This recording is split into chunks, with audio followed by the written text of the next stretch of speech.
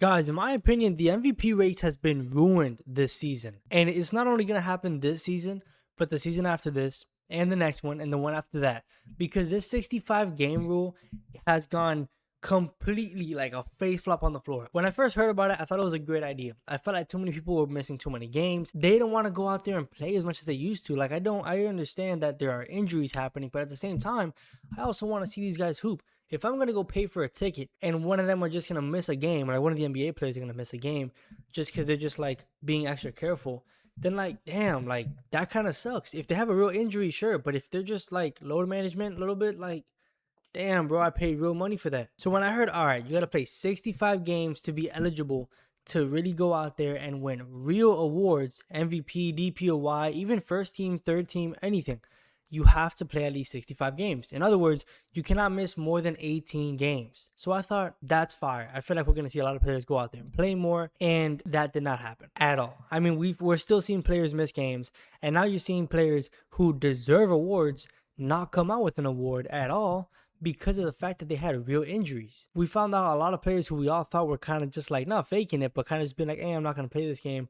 They ended up having real injuries, like Joel Embiid and Kawhi Leonard. And now already this season, like we felt it already with like Wemby not winning DPOY like last season. But already this year, LeBron, Steph, Giannis, Kawhi, and Kristaps are all unable to get an award. And not only is that MVP, but I'm talking All NBA, first team, second team, third team, DPOY, anything in general. And my MVP candidates like Shea and Jokic has like he can only miss a single game. And we're in March. You got to play a full game. Like, I do understand that that can happen. But if he misses another game and he's unable to get the award because of that, I don't think that's fair. Same thing with Shea. He's also on the verge of not being able to get the award if he misses a couple more games.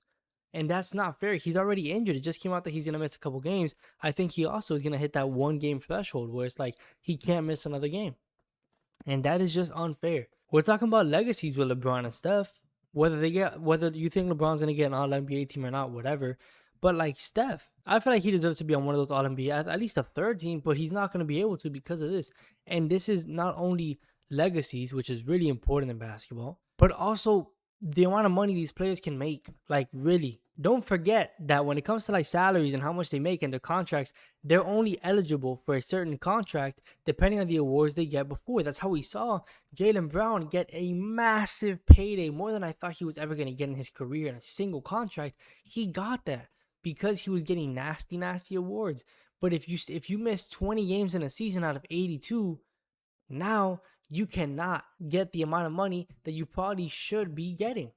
And that is unfair to NBA players, to everybody, to the fans, because these are awards you're taking away from people. And if it's a real injury, I don't see why you would take it away. Now, I do believe that shortly there will maybe an extra season. We might see another 2 seasons out of this, but I think they'll probably end up taking it off. Once they realize that it's not really just load management anymore, it really is like players just can't go out there and play while they're like kind of injured. They're probably gonna get rid of it because it happened. And we've seen what happened with Tyrese. He played through his injury in Game 7, and he tore his ACL. You don't actually want to go out there and see players get injured because of a rule you put on. No, you don't want to deal with that. If you're injured, you should stay out. And like I said, I love the idea because I thought a lot of players just didn't want to go out there and play the full length of the game that they needed to or whatever. But I was wrong, and a lot of NBA fans were wrong. These were real legitimate injuries, and now we're seeing people get cut out of contracts, get cut out of the awards that they deserve. Like that kind of sucks because that wasn't implied before. Now, what does this mean though? Who will now be the MVP of the league if Jokic and Shea genuinely don't get the award? Giannis is always in these conversations, but he also can't get the award. So I think a front runner is honestly going to be Cade Cunningham. And it's not even a hot take at this point. We see how he's doing. He's the second best team in the NBA right now, record-wise, and he's been killing it. Without a super reliable second option, him and Jalen Duren have been wiping the floor with these teams. And I think they're still under 20 losses in the season. Is that right?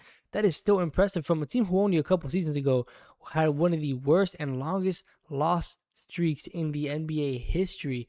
That was impressive. The fact that they're back now and they're number 1 in the East by far, that is nasty work. And you've seen him put up the numbers. The stat lines don't even say it. When he's out on the court, he's dominating. He's the number one guy by far on the Detroit Pistons. So much so that out of nowhere, and I mean nowhere, they can come out of the East and go to the finals. And if injuries go their way, they could genuinely become an NBA champion. Now, would it happen? Probably not, because the West is stacked, and more likely than not, there's going to be better teams like there that they're going to meet in the finals. But it is still impressive what he's been able to pull off. This guy's averaging 26, 6, and 10. And I was wrong. Not only do they have under 20 losses in the season, they only have 14 losses right now, which in the NBA, as of today, March 3rd, before the games, because they do play the Cavs tonight, they have the least amount of losses in the NBA. Now, OKC on the other side has 15, but they do have 2 more wins, so that kind of evens it out. But it is impressive. Nobody saw this happening. A couple seasons ago, OKC was one of the worst teams in the NBA. And then out of nowhere, nobody expected it, they became the first seed in the season right after. People called it the fakest first seed in NBA history. Then they did it again last year with a record-breaking 68-14, a franchise record-breaking season that they had last season, and they ended up winning the championship. Now we have a similar story in Detroit where they're coming out here. They were one of the worst teams in the NBA a couple seasons ago. Now they're back. They're proving they're a first seed, and we're not having doubts this time. I'm not hearing this is the fakest 1 seed. Nah, don't get me wrong. It's a very weak Eastern Conference, but this team is legit. They've been killing it on both sides of the floor, and I love the defensive effort they're putting out there every night. I really do enjoy it. So I really believe that he deserves the MVP award if Jokic, Giannis, and Shea are not eligible to win the award. But that goes back to my point. I'd love to see new people win the MVP award, but if we're also taking out the top 3 contenders and some of the best players in the NBA, if not the best, like Jokic, Shea, Giannis, because they're missing less than 20 games in a season, that's unfair to the team, to them, to everybody in the NBA. It's unfair. And you know, every single person is going to have like a little asterisk, because they love doing that now with a little asterisk on every championship, on the MVP. They always do it. And I don't think we should shy away from giving Jokic a 4th MVP just because. But we both know, and we all know, that Adam Silver loves thinking outside of the box.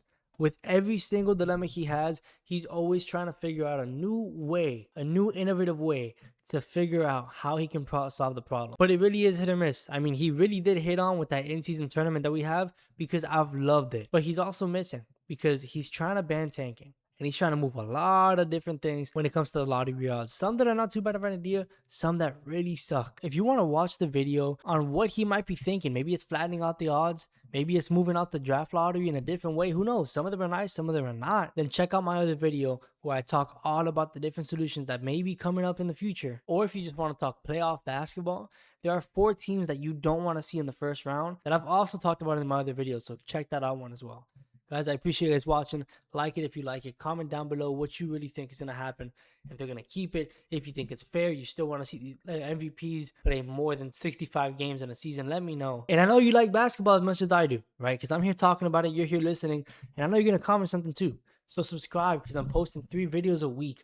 Putting a lot more effort into these videos and a lot more editing coming soon. So hit the subscribe button, man. I'm going to see you in the next one. Peace.